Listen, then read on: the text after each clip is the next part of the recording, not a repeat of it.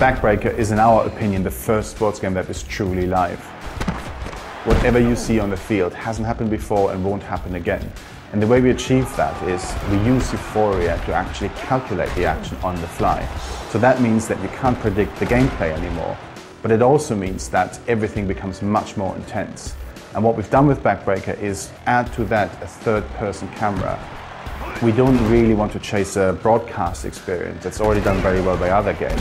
What we try and do is take you onto the field and make it feel like you are actually a player on the field. You are down low, you are in the action, you'll see the tackles. All the interactions and all the things you didn't expect are happening right around you, as opposed to you feeling quite detached and looking down on them. You're not this kind of god over the football field who can see everything. Some people have kind of thrown their hands up and go, wow, this is sacrilege. You know, I've been playing football games for 20 years and I've never seen this before.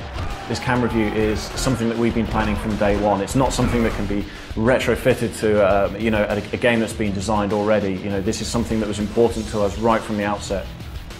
The live element comes from the fact that obviously we have euphoria in the game and literally anything can happen. It's not pre-scripted, it's not canned animation. Euphoria gives you the opportunity to do anything. I think where, if you're just using pure mocap, it's all very, although it's not necessarily scripted, it's all sequential. Where Euphoria, it can do anything. We can, at any point, we can do a tackle, do a catch, do a block, we can fall over, get up, do anything. The Euphoria engine allows the game to create these real, live, dynamic, on-the-fly tackles that you'll never see in any other kind of game. It's a lot about the game doing things you didn't anticipate, but the simulation can accommodate, and the player's reaction to that. I think that's one thing that other games can't do. One of the things that impressed me most is the interaction between the offensive and the defensive line. It's not just the tackles that are different. Every battle on the offensive line is different, and every individual matchup changes from play to play. And that's something you'll never see on another football game. One of the things that was important for us with Backbreaker was to make it as easy to play as possible. It was designed to be a pick-up and play game from the outset.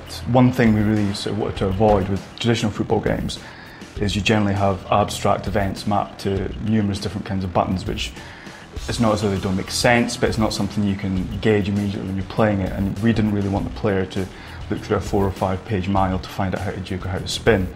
So the philosophy from the start was we'd look at the physical action of the player on the field. So if you imagine he's juking right, and we'd literally take that and map it to the stick. So a juke right would be a right movement on the right stick, or a spin would be a rotation of the right stick. And what we want to do, and hopefully what we've achieved, is the player could almost guess, anticipate what the controls would be just by looking at the action they want to perform. Sport in real life gets you those kind of unique, exciting moments that you never see in video games.